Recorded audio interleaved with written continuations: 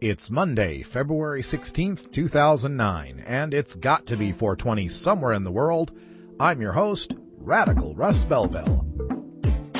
Produced and distributed by the National Organization for the Reform of Marijuana Laws in Washington, D.C., this is your NORML Daily Audio Stash, the growing truth about cannabis.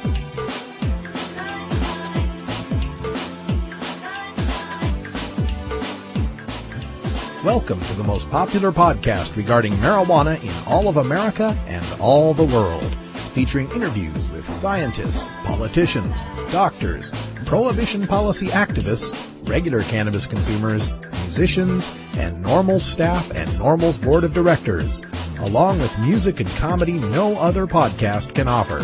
You can always find out more about our show at our website, stash.norml.org, and continue the education and conversation on our blog as well. We're ending marijuana prohibition with education, one listener at a time.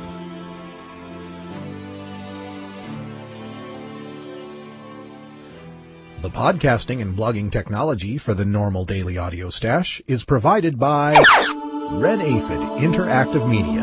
For your professional web design needs, visit redaphid.com.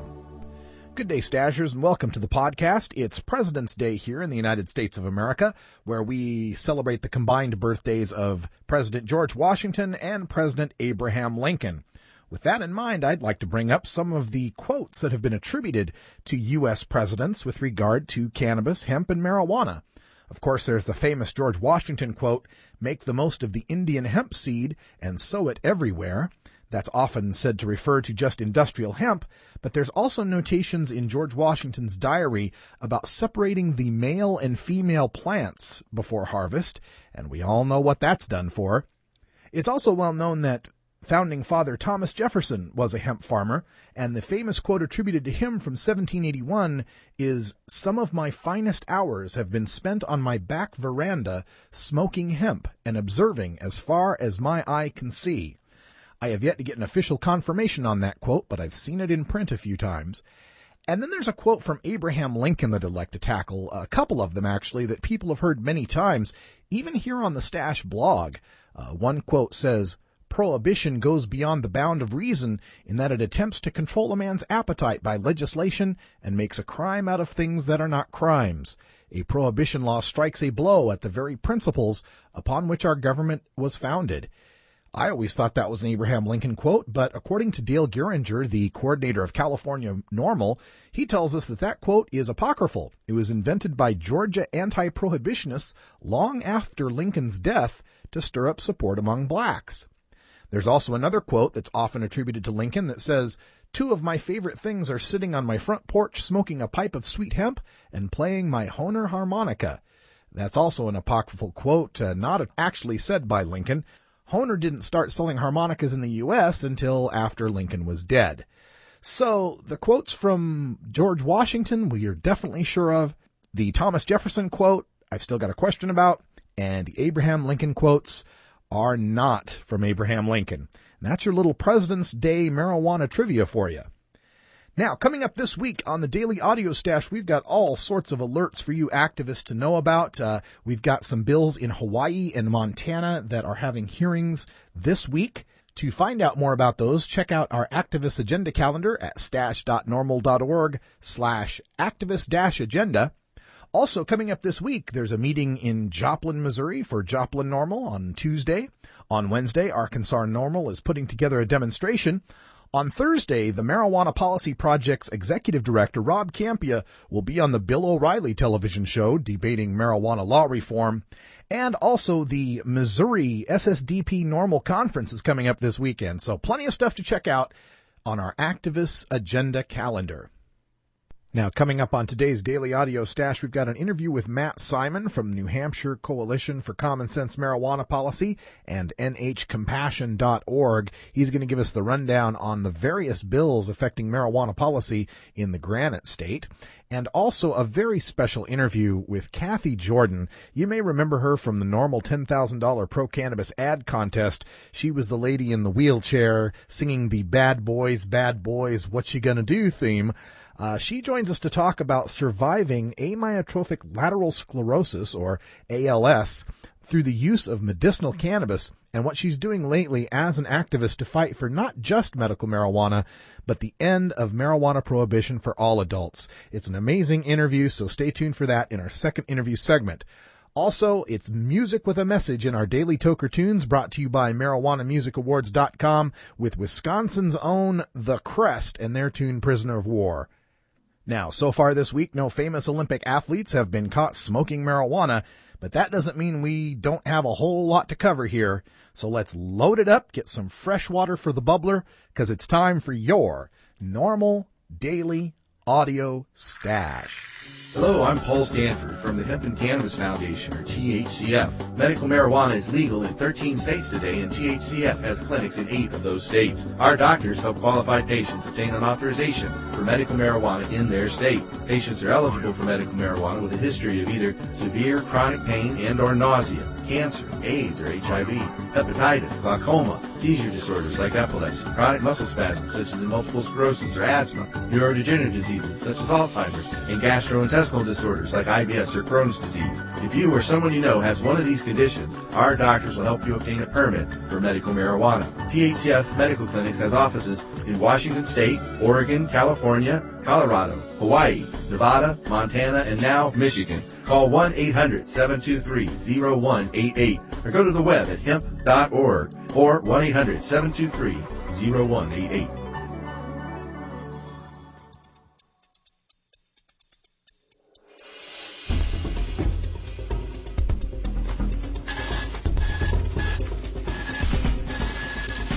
Now it's time to take a look at the latest stories about marijuana from news organizations across America and around the world in our NORML Daily Audio Stash, Hemp Headlines.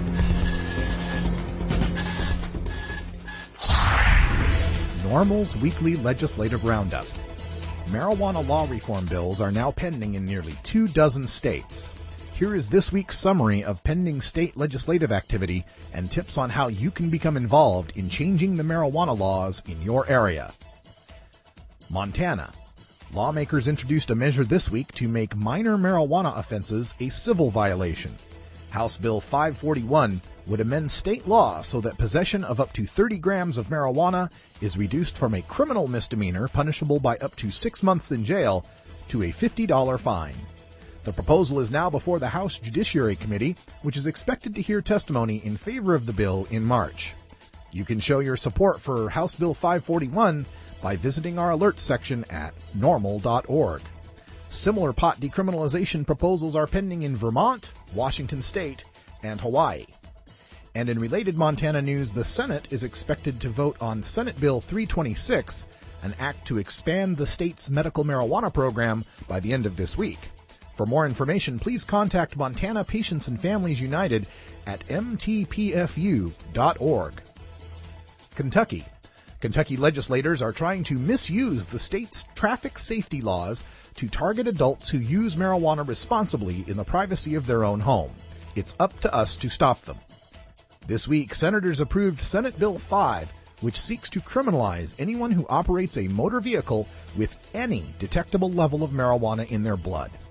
Under the strict interpretation of this standard, responsible marijuana consumers who last used cannabis days earlier could still be potentially arrested and prosecuted for drugged driving, even if they are completely sober.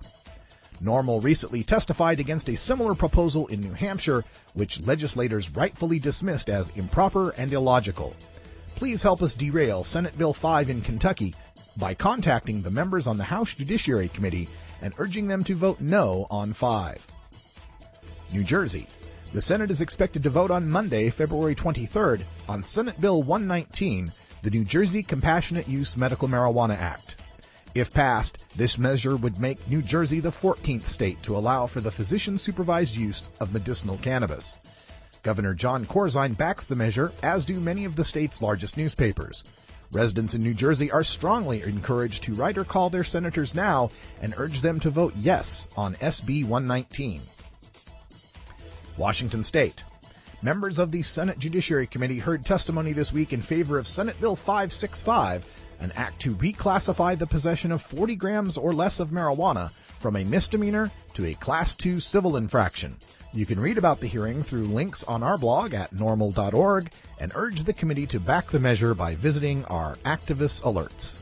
To learn about additional pending legislation in Alabama, Connecticut, Illinois, Minnesota, Missouri, Oregon, Rhode Island, Tennessee, Texas, and Virginia, please visit NORML's Legislative Action Alerts page through the map at stash.norml.org. South Carolina Sheriff Leon Lott press conference on Michael Phelps' bong case. No charges to be filed. Well, they just finished up with a live press conference in South Carolina, and CNN is reporting that the Sheriff Rambo down there, Sheriff Leon Lott, in Columbia, South Carolina, couldn't bring down Michael Phelps for smoking a bong in a photo. Columbia, South Carolina. A South Carolina sheriff said Monday he was not going to charge swimmer Michael Phelps after a photo of the 14-time gold medalist showed him smoking from a marijuana pipe. Richland County Sheriff Leon Lott said he couldn't ignore the photo, but defended his investigation. Lott said, quote, "Michael Phelps is truly an American hero, but even with his star status, he is still obligated to obey the laws of our state," end quote. Yeah, Sheriff Lott, that would be a whole lot easier to believe if you were going after the kids in South Carolina who post their bong-smoking photos on MySpace or Facebook or any number of places where people who aren't 14-time Olympic gold medalists might be photographed using marijuana. Seems a whole lot like you were trying to make a name for yourself and try to show what a big bad law enforcement officer you were by taking down a celebrity. I really hope that someone in the state of South Carolina puts together a Freedom of Information Act request to find out how much money and manpower you wasted trying to go after someone in a photograph. Ohio Prisons Director, we've lost the war on drugs. The head of Ohio's prison system gave state legislators a no-nonsense budget talk yesterday, saying, quote, "We've lost the war on drugs, yet we keep sending people to state prisons," end quote. Terry Collins, director of the Ohio Department of Rehabilitation and Correction, made an impassioned plea for sentencing reforms to divert more offenders from overcrowded state prisons and ease the burden on the financially strapped system. The alternative? Closing another prison in 2011, Collins told a House committee reviewing the state budget. The director said state prisons are bulging with 32% more inmates than they are designed to hold, and the population will hit 60,000 in the next decade unless changes are made. It was a little over 50,000 on Monday. Governor Ted Strickland's two-year budget proposes spending a total of $3.65 billion in fiscal years 2010 and 2011 to operate prisons, community corrections facilities, and halfway houses funded by the state. Collins said the proposed budget, though large, will require cutting about 500 positions from his payroll. Collins said, quote, "We cannot continue to believe the only option is to punish people by sending them to prison. We need to stop sending people to prison who we are just mad at. Prison beds should be maintained for those who are just plain bad," end quote. I love that line. Again, it comes down to the simple economic truth that the states can no longer afford to be in the business of sending messages about one's personal drug use. The public may be mad at those of us who choose marijuana over martinis and cannabis over cigars, but arresting us to deter our use has not worked and has cost the public billions in revenue, expenses, and lives. Montana Senate panel okays medical marijuana expansion. A bill that would increase the amount of medical marijuana that registered patients can possess cleared its first hurdle on Friday as the Senate Public Health, Welfare, and Safety Committee passed the measure on a 5-2 vote. The bill also adds to the list of chronic or debilitating medical ailments the drug could be used to treat, including diabetes, post-traumatic stress disorder, hepatitis C, amyotrophic lateral sclerosis, agitation of Alzheimer's disease, nail patella syndrome, dysmenorrhea, anxiety, and insomnia. The original form of the bill sought to increase possession limits from 1 ounce to 12 ounces. The committee passed the measure after adding an amendment by Senator Dave Lewis of Helena, which limits it to just 3 ounces. Lewis told the committee he didn't intend to look carefully at the bill until hearing from a friend and constituent who suffers from ovarian cancer. Lewis said, quote, "She slipped a note in my pocket that said this method of treatment was the only thing that was keeping her sane," end quote. He said he then spoke with law enforcement officials who said they would be satisfied with a 3-ounce possession limit. Lewis told the committee, quote, "I'm hoping to at least try to get some support for this bill," end quote. The measure passed with Lewis and Senator Terry Murphy, Republican of Cardwell, siding with the 3 Democrats on the panel to vote in favor of the bill. I am really happy to see anxiety, insomnia, and PTSD being added to the qualifying conditions. A 3-ounce limit is still too restrictive for the neediest patients, but any increase from an even crueler 1-ounce limit must be applauded.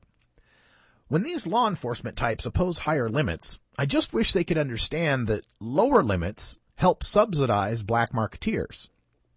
At a 24-ounce limit, a patient can grow and store enough medicine to make it through a few months and donate medicine to other patients, keeping all of them away from the small volume street dealer.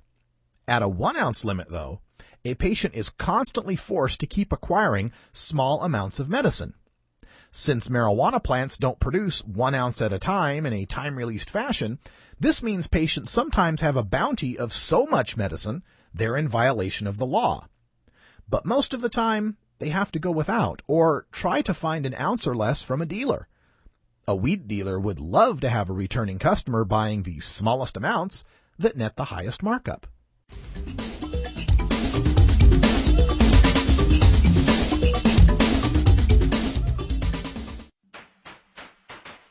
Are you or is someone you know a marijuana smoker? Have you or is someone in your family been arrested for a marijuana violation?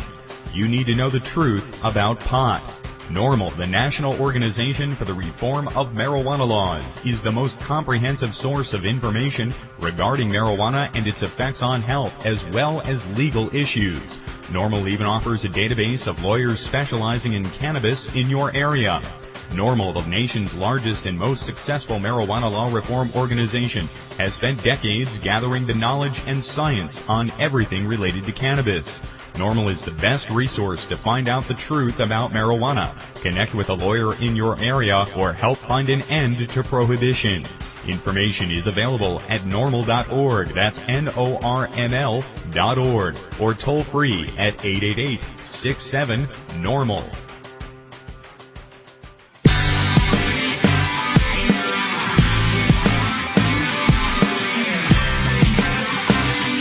The National Organization for the Reform of Marijuana Laws is the largest grassroots drug law reform organization in America. So every Monday we visit with the activists in drug law reform who are fighting for our freedom.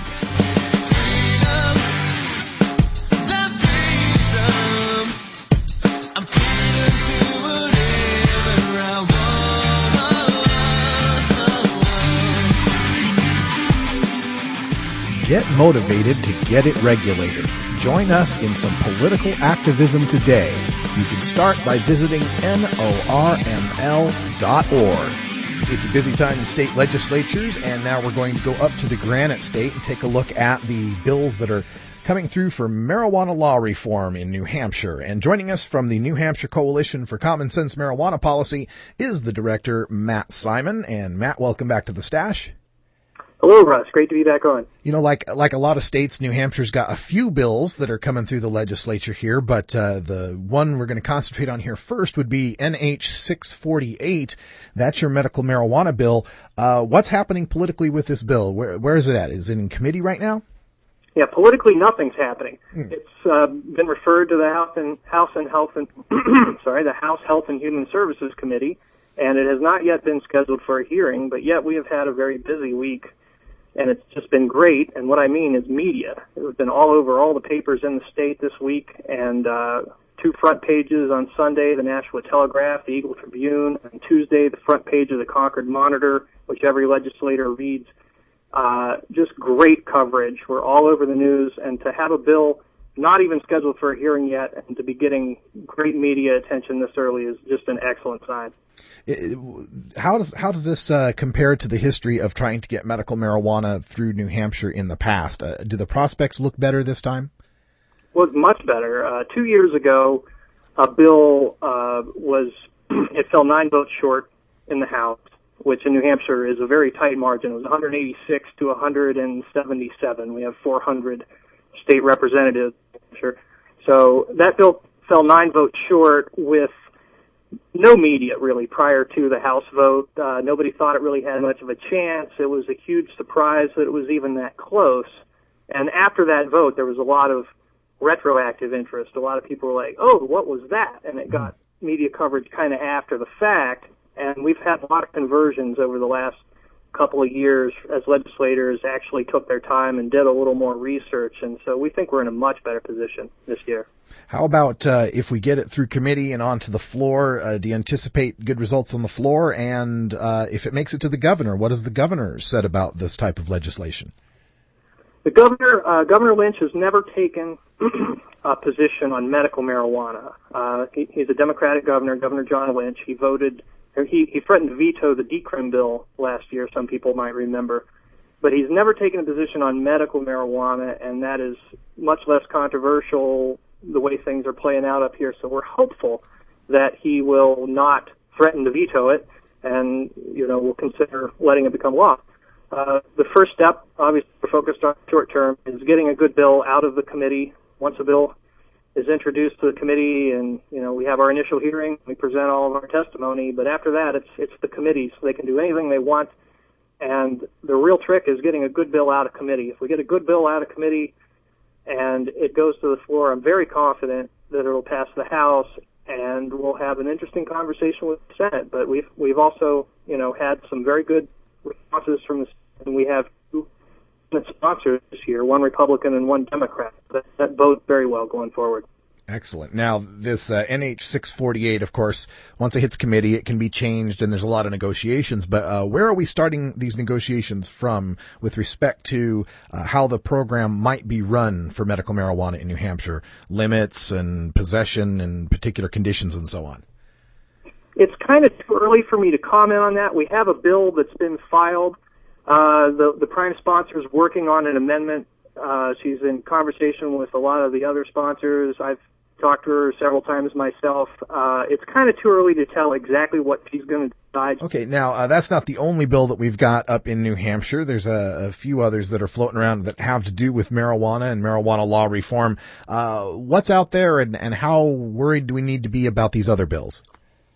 Well, there were a couple of bad bills that we didn't see coming. One was requested by our friends at the Department of Safety, and it was a very polite, reasonable request for a zero-tolerance DUID law. So anybody with any metabolite of any Schedule I substance in their blood would be guilty of DUI any time she turned a key in a car, boat, off-road vehicle of any kind. You'd be guilty of DUI if you have any drug metabolites in your system. And we put on a show against that in the Criminal Justice Committee, and I was very, very encouraged and delighted to see that even the law and order, ex-police officers and ex-law enforcement people on the committee, I don't think anybody's going to vote for this in the committee, the first of 2 bills. There are 2 bills that are pretty much identical that do the same thing, and I think they're both going down in absolute flames, and to anybody out there who wrote their reps or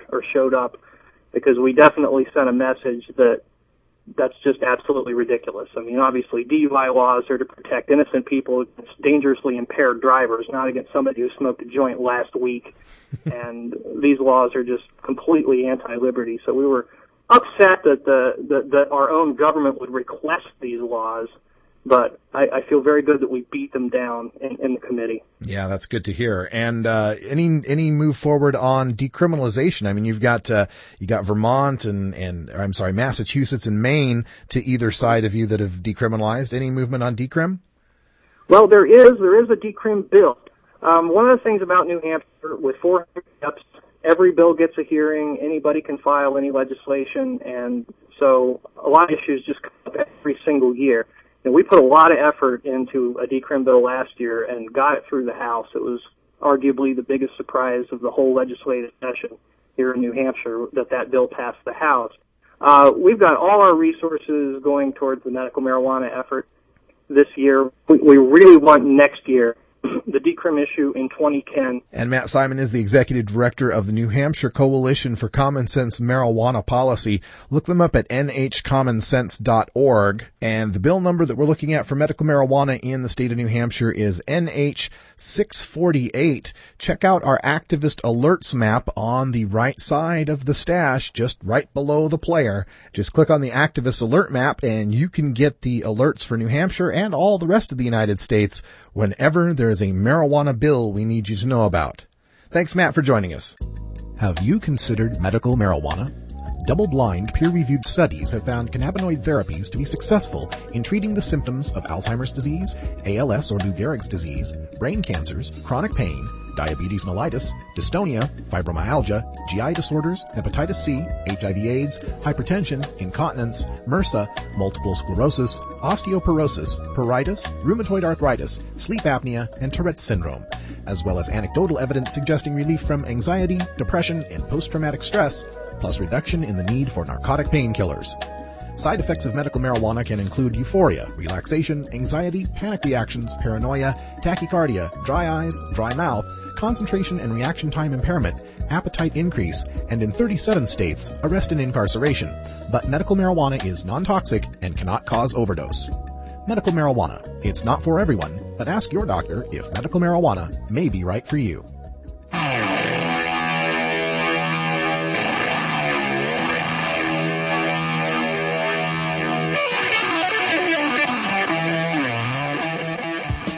The battle to end adult marijuana prohibition can sometimes seem endlessly frustrating and impossible to overcome. One way we bond as a community and draw strength to continue is by rejuvenating our spirit through art and music. The Marijuana Music Awards exist to recognize those sonic artists in all genres of music who feature a ganja-friendly message to motivate and inspire all the cannabis community. Our daily Toker tunes, brought to you by MarijuanaMusicAwards.com, feature the finest in blues, rock, jazz, hip-hop, rap, reggae, country, bluegrass, and dance music to enhance that 420 feeling and refresh all you stashers for another day on the front lines of the drug war. Enjoy this cut from MarijuanaMusicAwards.com and visit our blog at stash.normal.org to learn how you can vote for your favorites and enter your Toker tunes in the 2009 Marijuana Music Awards.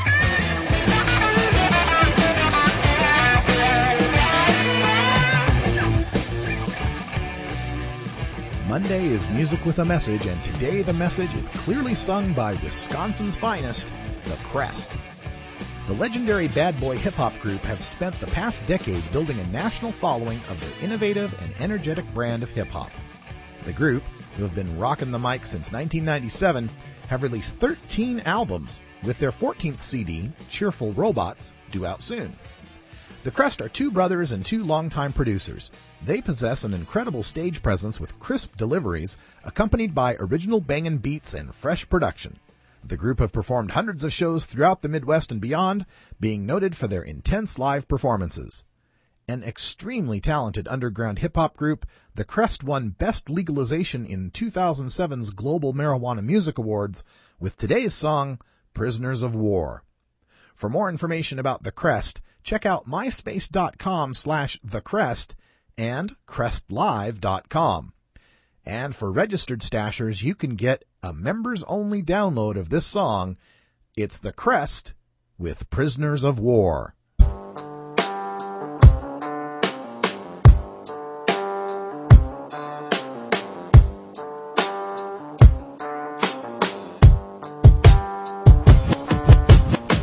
I grow a plant in the ground of my backyard, and now the law's got me running like a track star. So here I go, the chase is on, until the day I'm not judged in the face of God. I grow a plant in the ground of my backyard, and now the law's got me running like a track star. So here I go, the chase is on, until the day I'm not judged in the face of God. This is for a friend that got popped with a lot. A plant's at a spot, they called him, it's not gonna stop. Everything that he gave was to this off-duty cop, and when they needed to fill their quota, they were popping his locks. Got his family on the street, neighbors stopping to watch, as the ATF and DEA were cocking their Glocks. To me it kinda seemed like they were robbing his spot. My friend worked damn hard to get where he got. He never was a violent person, now he sits in a slot with rapists and murderers who won't flinch at a shot. Hasn't slept a full night since he's been on the lock. Thoughts of injustice keep drilling his knock.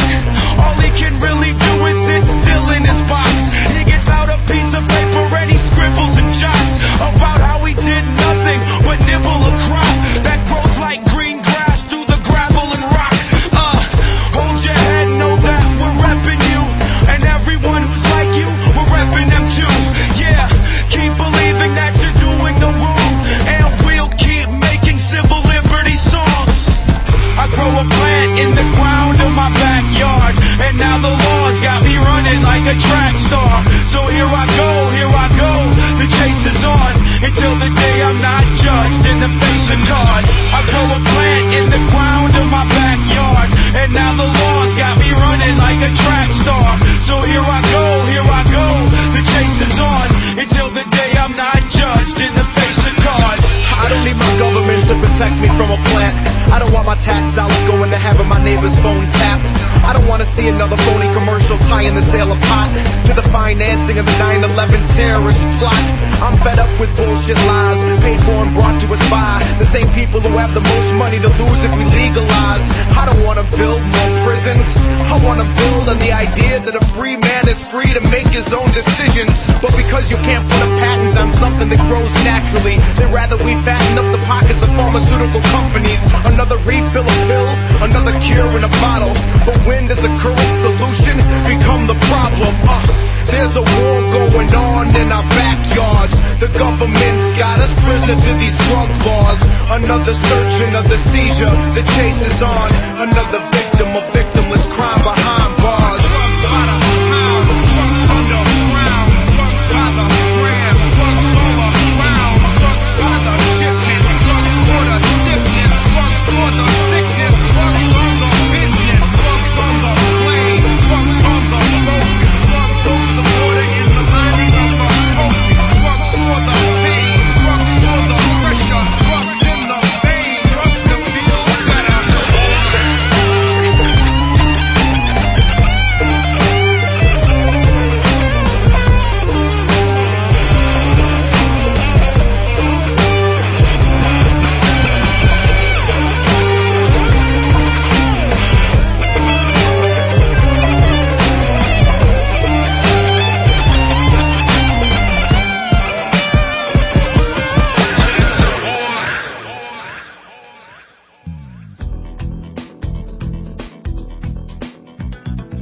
Hi, this is Alan St. Pierre, Executive Director of NORML.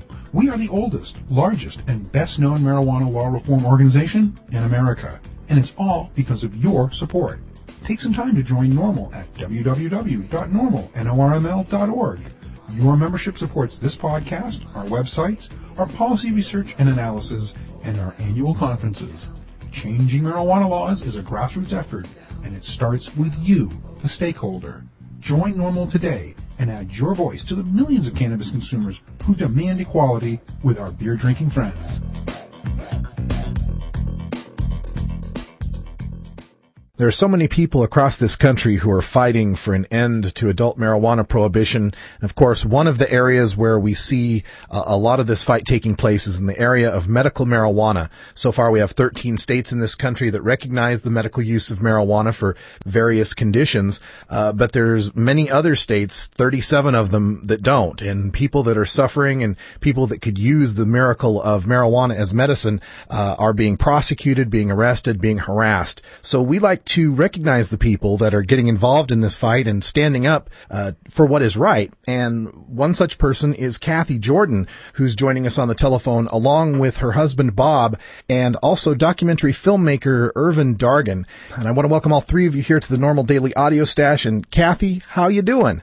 I'm fine. I'm just doing fine. A lot of people who follow the Daily Audio Stash may recognize Kathy if you followed our NORML $10,000 pro cannabis ad contest. Kathy had the ad where she was in her wheelchair and was talking about how medical marijuana can help people with ALS, the amyotrophic lateral sclerosis, or Lou Gehrig's disease. And Kathy has that condition and uses medical marijuana. Kathy, how long ago did you get this diagnosis for ALS? Well, actually, this month makes 23 years ago. 23 years ago. And when they made that diagnosis, what was the prognosis for your survival and ability to live a productive life? They gave me 3 to 5 years to live. 3 to 5 years. Okay, so 23 years ago, they said you had 3 to 5 years.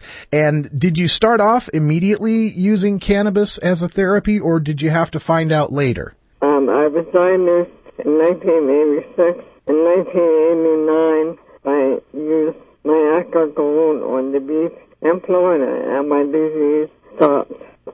Wow. So well, this is Bob, Kathy's husband. Hi, Bob. And I can give you my side. When she came home from Florida, they were growing a strain of cannabis called Mayaca Gold. And when she came home, I met her at the airport, and she said, "Grab this." I said, "Grab what? Grab what?" And she had a vial of cannabis between her boobs. I thought, "Oh no, we're going to go to jail. You're going to get us locked up. What are you doing with this?" And I was a non-believer. I kind of thought she was grasping at straws. But as time went on, the devastation that she has today, if people see her website, happened in the first 3 years. When she came home from Florida, and after getting introduced to that Mayaca Gold, she was no longer dying. She was living. She wasn't dying with ALS. She was living with ALS. Medical field at that time, 3 to 5% of ALS patients get dementia, and they kind of thought that's what was the matter with her. That she was just not dealing well with her situation, and it's been kind of a uphill battle ever since. Yeah, that's understandable. And no, I'm glad you explained that, Bob, too. A lot of people don't understand that also in this medical marijuana fight is not just the person who's got the condition medical marijuana could help, but also the loved ones who are sitting there watching, someone they really, really care about and trying everything. I mean, every pharmaceutical therapy, every doctor that they can think of, every little trick in the book they can to try to ease some suffering. And when you find out, I mean, what did it feel like to you, Bob, when you started to find out that the cannabis was helping, and how did you feel about all the lies that government has told about cannabis after you found that out? To put it mildly, I was in a rage. Yeah. To find out that I used to think that the oil companies run the country. Yeah. But the pharmaceuticals rank right up there with them, if not even actually in a little more bit control. It's unbelievable. It's unbelievable. And it's actually see it work. To see, I was a doubting Thomas myself, and I was kind of afraid that she was giving herself some false hope. But then as time went on, and I saw that she actually started getting her appetite back. Her twitching stopped. Her life consisted of would be laying on the couch, and that's pretty much what her life was consisted of. And she was going downhill really, really fast. It was terrifying. And I want to turn to Irvin at this point on the you're filming documentary footage here for this story, and some of it's up on YouTube right now. If people go to YouTube and just search for Surviving ALS, you'll find that video. We'll also post it on the Stash blog at stash.normal.org. But Irvin, as you've been filming this story, what are some of the surprising things that you found out with respect, to the government and their classification of marijuana as having no medical value? Yeah.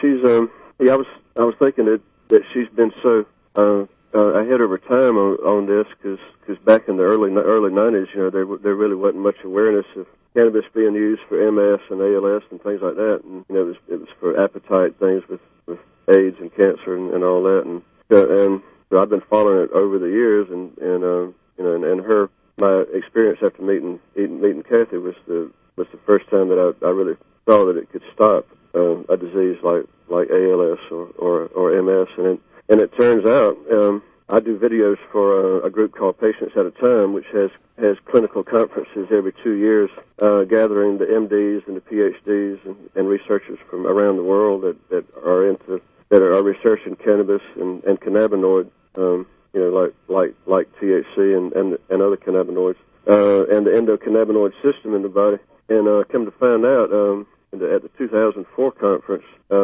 a presentation was shown that brought attention to the U.S. government's patent number 6630507, issued in 2003 for cannabinoids. This is issued to Health and Human Services, two government doctors, I think, that were working for HHS at the time I mentioned.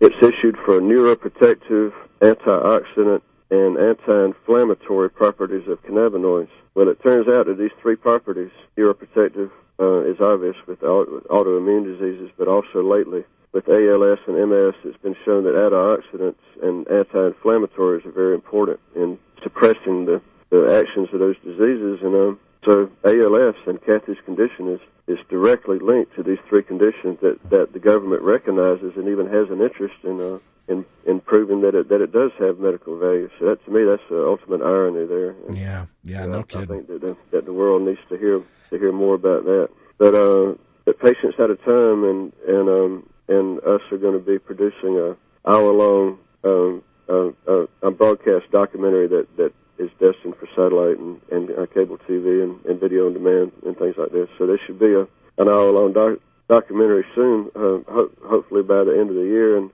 whether it'll be called Surviving ALS or not, I'm not sure. We'll have to talk about that. Do you have a website where if people want to follow up on this, they could take a look when it's going to be announced? Well, we'll certainly be talking about it on the Surviving ALS channel, and Patients at a Time will be talking about it at medicalcannabis.com. Okay. And I'm sure that we'll have a special channel for the movie itself, too. Okay, we'll definitely keep our listeners apprised of that once we get the information. Now, Kathy's channel too. Of course, her website, ALS and Cannabis, will be following it too. Oh, that's right. Let's. What is the website for Kathy's cause again? ALS and Cannabis. ALS and Cannabis. Now, Kathy, what state are you in right now? What state in the United States? I'm in Florida. You're in Florida. Now, as far as I'm aware, Florida has probably some of the most punitive laws when it comes to possession of cannabis, even small amounts. Have you had any bad encounters with law enforcement, and does that frighten you on a daily basis? I guess that is one of my main reasons for becoming so vocal, is because I obviously cannot handle money, so I cannot go buy my cannabis. I cannot, I always have to rely on other people. Mm-hmm.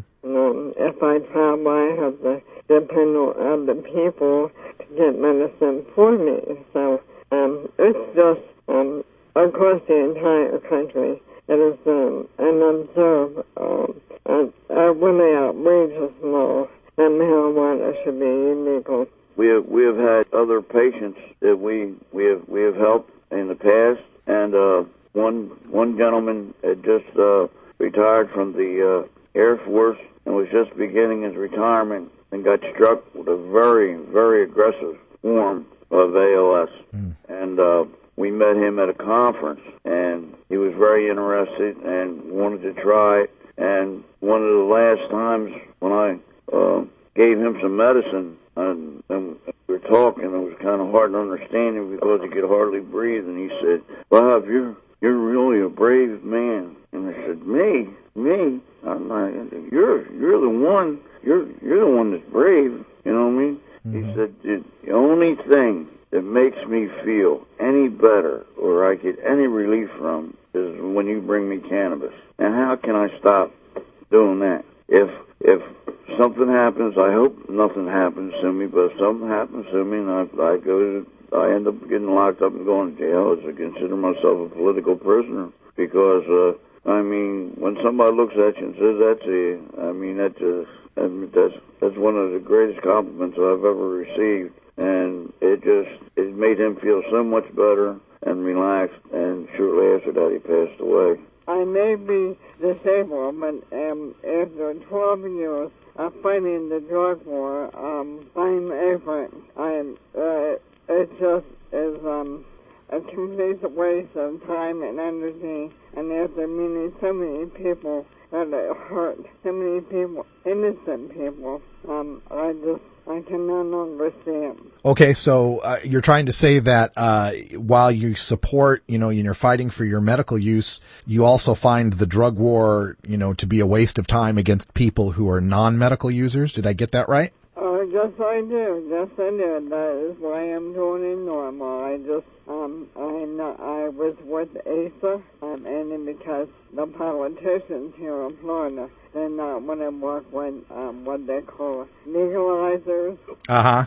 So I went with ASA because they're Americans for Safe Access. But after 2 years on the phone and having congressmen and their staff laugh at me on the phone because they think that I'm calling them as a joke. Mm-hmm. I actually have a senator that when they introduced the bill, if I could get a co-member in the House, and everyone I call thinks it's a practical joke. Huh. Wow. So you get a lot of that feeling from people that say, you're just trying to legalize dope and it's not really a medicine and you guys are all trying to fool people. Is that what you're saying? The old long-haired, tie-dyed hippie. Yeah. That's exactly what they think we are. I know, but that is what I want to reach. I grew up in the 60s. I started smoking pot in February 1967. So I smoked, when I was a recreational user, I smoked cops, a judge, lawyers, my God, everyone smoked in the 60s and in the 70s. Mm-hmm. And now I meet a lot of people that say, "Oh, not me, I never smoked." Oh, yes, you did. Liar. That's true. Keith Stroup is fond of saying that by this time in American history, there's probably more Americans who have smoked pot than haven't. Yes, and this is what I mainly wanted to do with anything that I do. And when the Drug Free America says open a line of communication with your children, I'm out here. I went 5 times and whenever you do to realize that I'm out here to tell the kids, talk to your parents. Your parents, you have a 60% chance that your parents either smoke pot or a 75% chance that they knew someone that did. That's true. And we want kids to get, the real information about it instead of all these, scare tactics that tell them it's going to lead to heroin and make them hit kids in their cars and stuff. Yeah, but see, this is also what you did not know. This is why a lot of my families, they can't believe I'm fighting the drug war. My first husband was a heroin addict. Oh, okay. All you have to do was call me a junkie, and I go ballistic. Only because when New Year's Day is my birthday. When I was 21, turning 22, my husband had an overdose on heroin. And the first thing they were going to do was arrest me because I went to work and left him in a coma. But they did not know that his idea of being high was being comatose. Mm-hmm. So I have lived the drug war. In my early years, I could not smoke because I never knew what was going to happen with him. I never knew if I would end up in the emergency ward or a police station or, whatever. But to say the two are related, it just... Yeah. Yeah, it's a ridiculous bit of reefer madness that we're still fighting against. And, I'm interested also, Kathy, in what you're doing now to get people on the side of medical marijuana and marijuana legalization. Are you leading any marches or protests in the near future? No, I'm not. I'm working on trying. Like I said, that's why I joined NORML, and I'm good to work with the people here in Florida. But I am, wherever I speak anymore, I'm no longer going to speak just medical. I am going to speak, please, go tell your parents, only because here in Sarasota, they just did a survey, and I'm going to attempt to contact these ladies and meet with them. They both lost children to prescription drugs. And there are losing the overdose death rate in Sarasota and Manatee County are 3-1 on prescription drugs over illegal drugs. Wow. There's 3 children to prescription drugs over illegal drugs. So I think it's time someone starts speaking the truth. I agree, and we couldn't have a better person speaking the truth than you, Kathy. You tell people exactly what's going on, and your history, being diagnosed with ALS and living, so long and so well, with using cannabis as a therapy, that's that unlocks people's minds to the medical marijuana aspect of it. And then to have someone like you yourself, who's a patient, standing up for everyone's rights is even better. And I really thank you for doing that. Oh, no. After all the years, like I said, after 12 years of doing this, I'm not blind. I'm disabled, but I'm not blind. Yeah. I see what is happening. I think you're absolutely right, Kathy. Thanks for joining us again here on the Daily Audio Stash. Thank you for downloading the NORML Daily Audio Stash, the growing truth about cannabis. We are produced by the National Organization for the Reform of Marijuana Laws in Washington, D.C. Our executive producer is Alan St. Pierre. Our deputy director is Paul Armentano. Our webmaster is Brian Judy. And web production is provided by Red Aphid Interactive Media. As always, you can catch up on the latest information about marijuana at www.norml.org. And you can interact and download from our Audio Stash blog at stash.norml.org.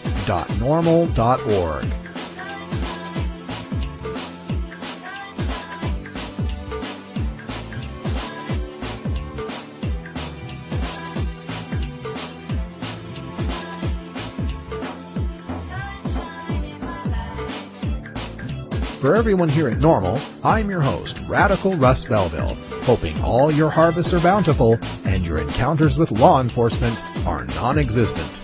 We leave you today with reminders about tomorrow's activists' agenda. Tomorrow there's hearings in the state of Hawaii on House Bill 1635, which would limit medical marijuana patients in the state, and Senate Bill 418, which would increase medical marijuana distribution in the islands. Also, tomorrow there's a meeting for Joplin, Missouri, and, of course, live at 7 p.m. Mountain Time, marijuanaradio.com with McKenna, Paul, and Dan. We also leave you with a special President's Day cannabis quote from George Washington, the father of our country, who said, quote, "Make the most of the Indian hemp seed and sow it everywhere," end quote. And that's just what we intend to do here at the NORML Daily Audio Stash. We intend to spread the seeds of knowledge until they grow up into big, bushy buds of truth. Thanks for downloading the podcast and bringing us up to 30,000 listeners a day. We love each and every one of you. And until next time, take care of each other, tokers.